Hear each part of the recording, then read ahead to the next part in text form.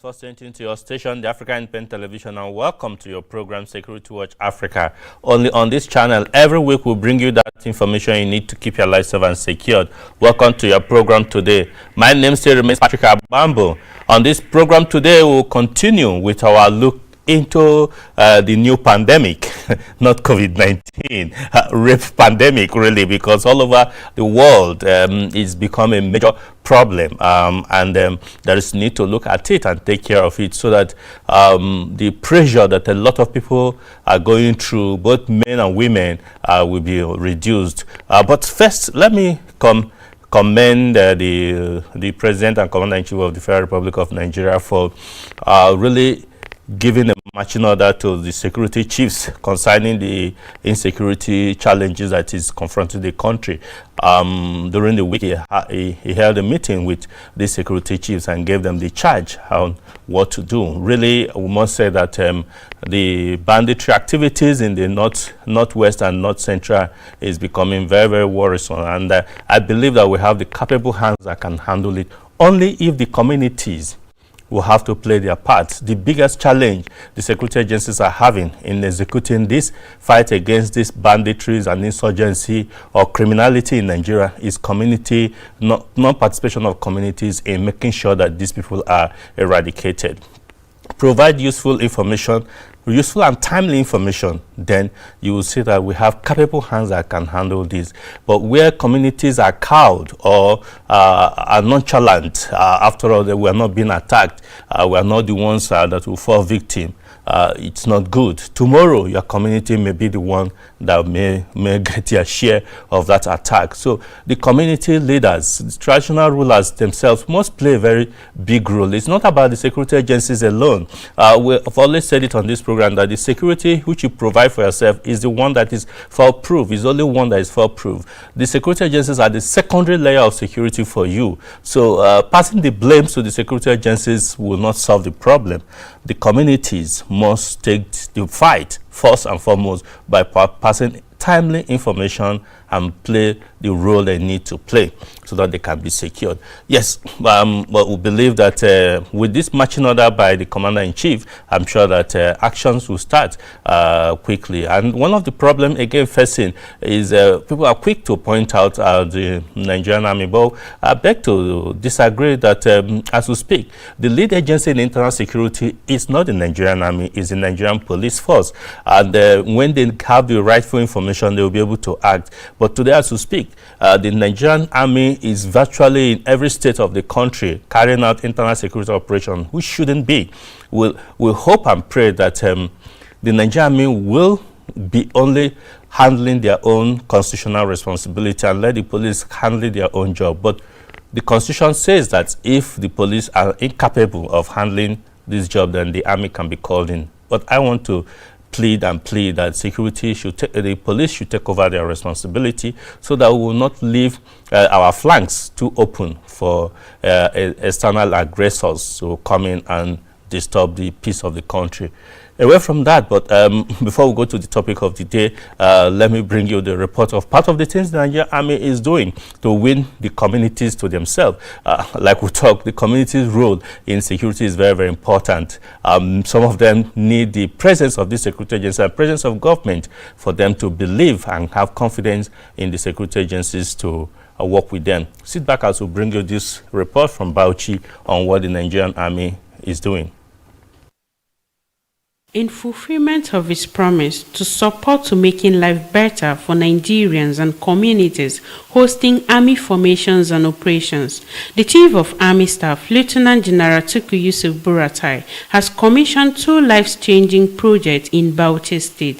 Kili community in Darazo local government area of Bauchi State is a beneficiary of reconstructed 4 blocks of classroom for the community primary school, which is part of the Nigerian Army Civil Military Cooperation Intervention Project. The Corps Commander, Nigerian Army Armored Corps, Major General James Akumolafe, spoke to Security Watch Africa on the project. Lieutenant General Tukur Yusuf Buratai is a very passionate person, and wherever he goes, because he visits us regularly, He wants us to leave a mark, particularly he himself. And when you look at the Bauchi environment here, we have the Corps headquarters here, the Armor Corps headquarters is here, we have the Nigerian Army Armor School, we have 33 Artillery Brigade, we have 211 Demonstration Battalion, we have the Admin Wing, we have 133 Special Forces Battalion in Nazare, and we currently have an FOB in Darazo. So when you look at it, Bauchi State is a host to a lot of military formations. And the only way the Chief of Army Staff feels that we can give back to the community is by embarking on some of these civil military projects. The one in Darazo, the environment there, the children were sitting under the tree. The frontage was almost being taken over by erosion. The community cannot even enter during rainy season into the ditch.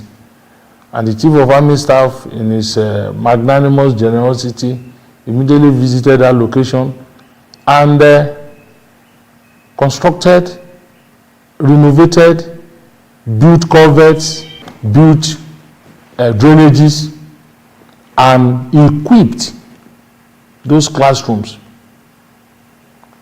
to in line with best practices.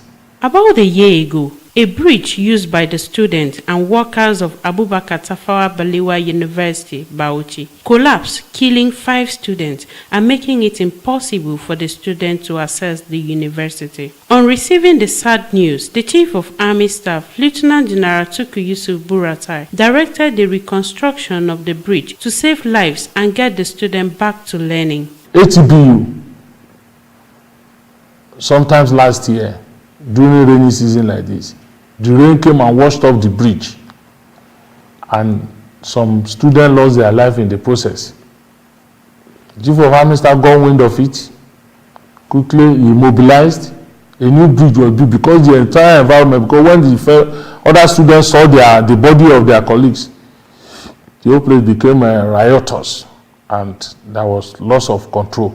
He stepped in and reconstructed a bridge that shortened the distance where the students used to take walk for about 24 kilometers.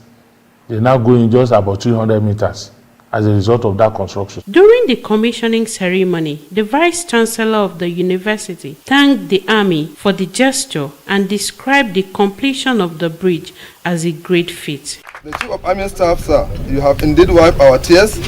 You have given us cause to smile again after the sad event of 5th August 2019. This singular act of corporate social responsibility by the Nigerian Army debunks the sometimes erroneous held view that our army are not citizen-oriented. Most of us, we feel that when you see a Nigerian army, you think that they will have gun and shoot. But to look at this, what they are doing is what they have done. They will save a lot of lives here, and they have demonstrated us that they are professionals. Our army has shown without any shade of doubt that beyond your obvious mandate as demonstrated in the war against insurgency, you are deeply involved in civil activities that promote deployment such as this bridge. The corps of engineers and other military artisans that come to execute this beautiful and solid bridge showed the highest level of professionalism, both in their conduct and technical know-how.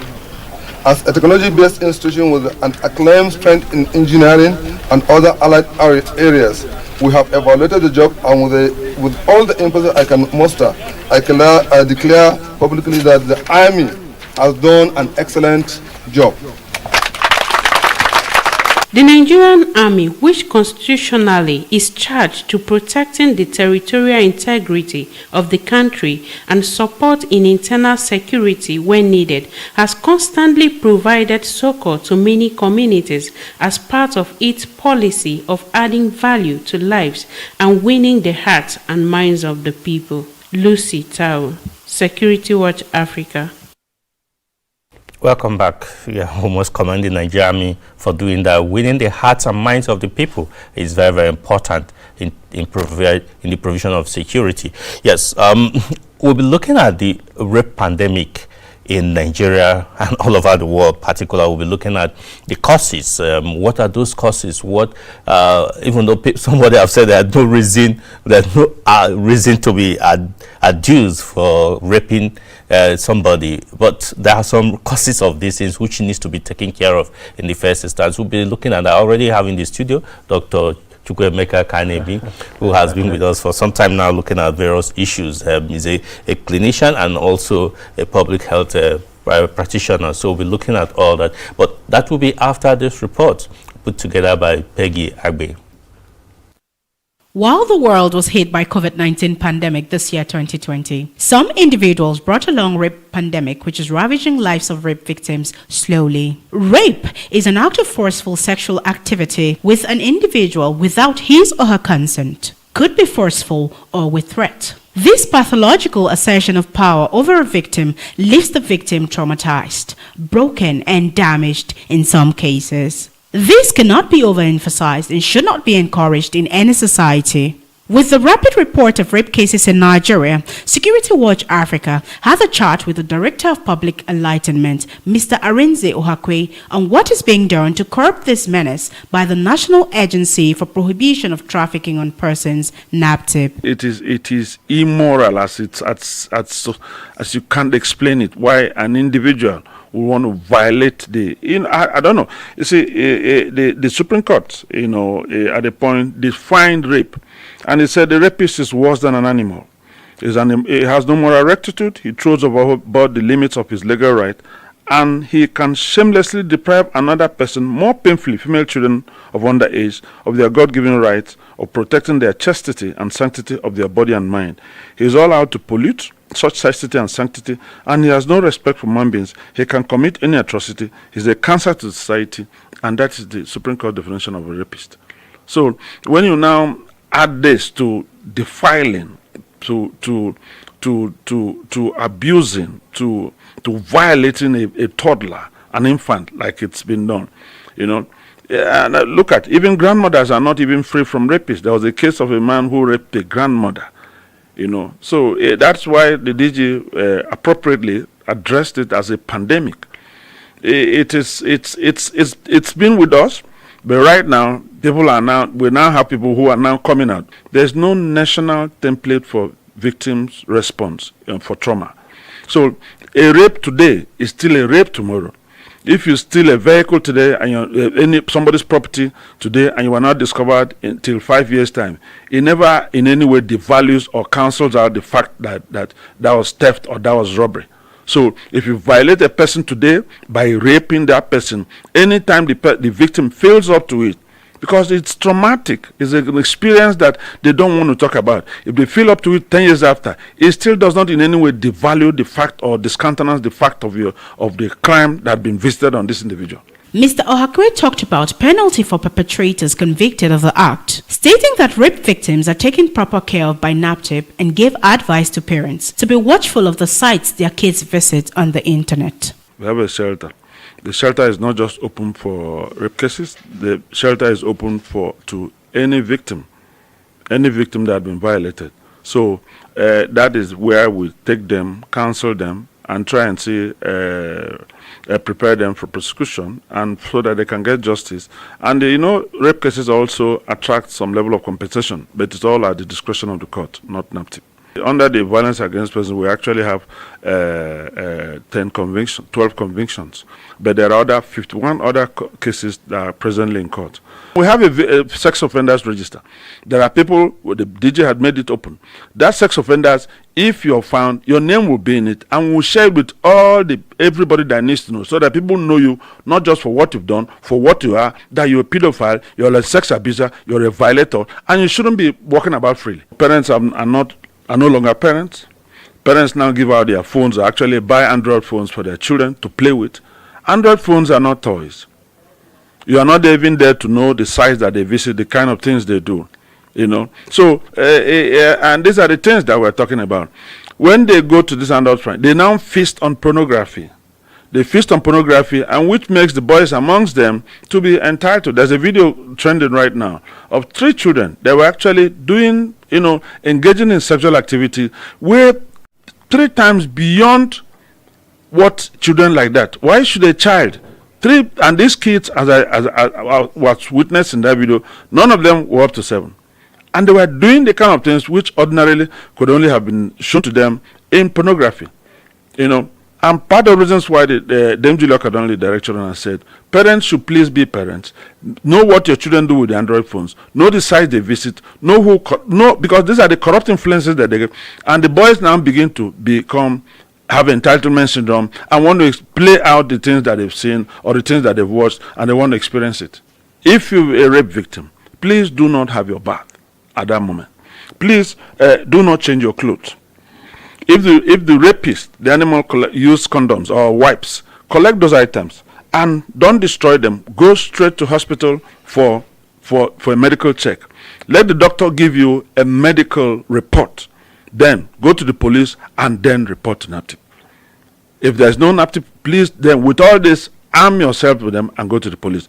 We know the trauma and the disgust and the pain that is attached to collecting all those things. But the semen, those samples, are the things that you need to prosecute the rapist and bring him to justice. So please don't, we know how painful it is to want to have anything to do with those things. But those articles are the things that we need, those are the evidence to justify and to make sure that he gets justice for his crime.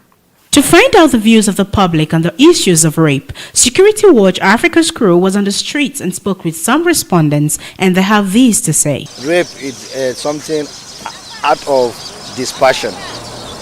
Someone tried to possess his sexual powers. All those can lead to rape. Our girls are not dressing properly, and as you can see me now standing, I'm not commending myself, but at a certain consideration, you can see that my dressing is okay. So as a mother, these days I see girls, the way they dress, I don't like it.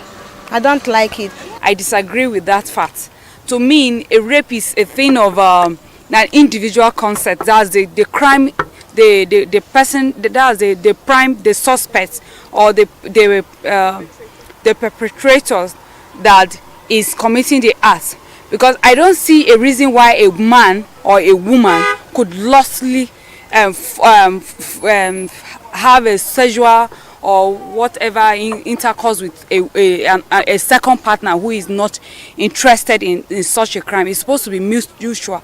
It could be as a result of sometimes just comes to perversion when it comes to a man's thinking. Sometimes a man just look at, if you had such issues where a 60-year-old man could rape a girl of 3 years, a 3-year-old, then you don't have issues of dressing and all that. So it leads to sometimes the mindset. Just yesterday or day before yesterday here, I saw something online that a 3-month-old baby was raped. So now I was now thinking, what could lead to this? You understand? Some might be thinking maybe it's because of their dressing, the way they dress, the way they. But to me, like 3-month-old baby, what? Because so now, me personally, I'm seeing this in another realm. In the sense that I'm seeing it, maybe it can be a form of maybe spiritual, maybe they have, sincerely speaking, because what is the thing that attracts you with 3-month-old baby? Bringing up responsible citizens is not just the duty of parents. The society, government, and family all have a role to play. We must put in our collective efforts to reduce rape issues in our society. Peggy Agbe, Security Watch Africa, Abuja.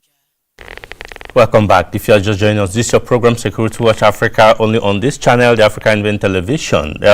You can join us live through the live streaming on YouTube, Security Watch Africa channel on YouTube, or Facebook fan page Security Watch Africa Television. You can watch us there as we were discussing this and send your contribution to us. Yes, let me come quickly to Doctor in the house here.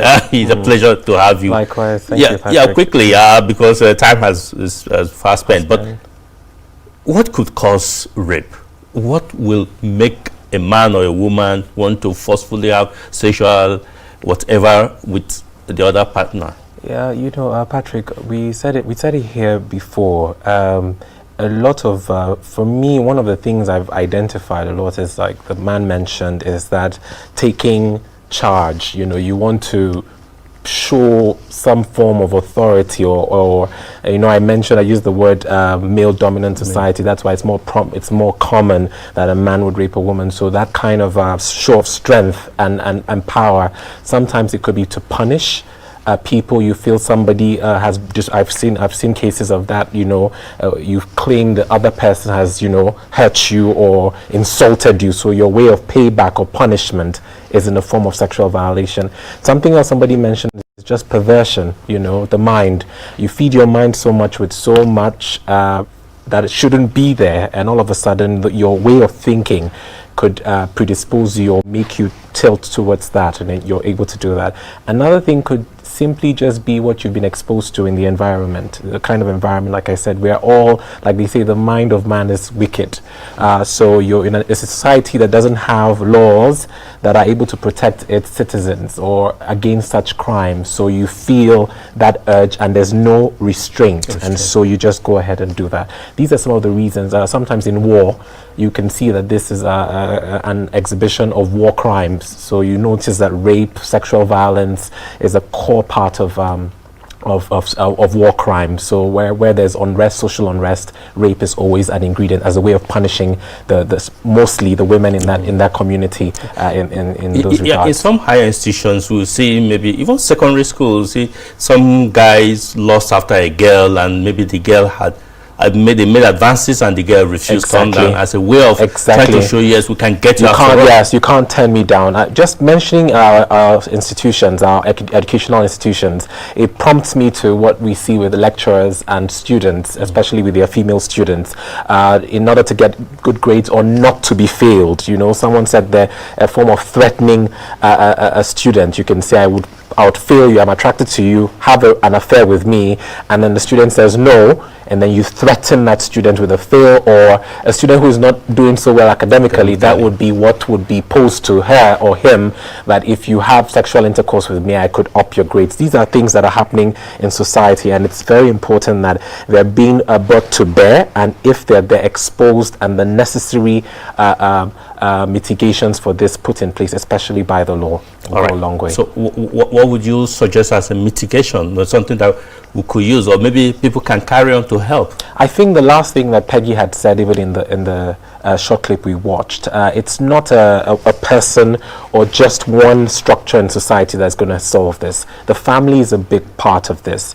Parents for their children, a big part of this, and the government how? By the legislative laws, the laws that are being put in place to ensure that people know that if I go in this direction, I will be punished. The family, to strengthen our societal structures. You could not to attack the woman who spoke about dressing, but imagine if that was your parent or an aunt who felt that you've been indecently exposed and then you've been raped. Imagine the trauma it would be to the victim, because they would assume, everybody would think it's the way they've dressed in school and all of that. And like I've said here several, it's that there is no excuse for rape. Even if the lady is naked or the man is naked, there is no excuse for rape. All right, and that's very essential to note, because this is why people don't come out, because they know that the reason is this will be the excuse. I think the reason of indecent dressing men is not tenable, because there is no infants, you rape 80-year-old woman, and that's the biggest mistake. If a client comes to me and says I've been raped, then I am not supposed to ask, where were you? What were you doing? Why were you there? It's just not allowed. We're getting signs to go, but obviously this pandemic is with us. Maybe like the COVID-19 pandemic that is with us, this rape pandemic is here, but we need to look for how to handle it and limit it. Exactly, and basically manage, because it will. I have to tell you this: it will never stop. We can reduce it. We can increase the number of people we're able to convict and reduce the tendency for people to do this. But one thing we have to do is to ensure that we have proper management for those people who are victims, so that they don't suffer the deleterious effects of this. Yes, on the COVID-19 cases updates today. we have a figure that is a lot. Somebody say, why is this an increasing every day? But Dr. here had said it that the number will keep increasing, and we can see 19,147 already, and it's here with us. Exactly. I honestly feel, I still think we need to strengthen all the protocols we have regarding COVID, especially with our gatherings, the religious gatherings. I personally pass through some certain gatherings, and I'm telling you, the 2 meters apart, the face mask, the hygiene is not being observed. I think we need to look into these protocols to ensure that we take care. Yeah, we must leave other programs to continue, but we must do all that is necessary to ensure that we keep our lives safe and secure. Thank you for staying with us. Thank you, Patrick. Thank you. Yeah, until we come over again next week, I said bye for now and remain blessed.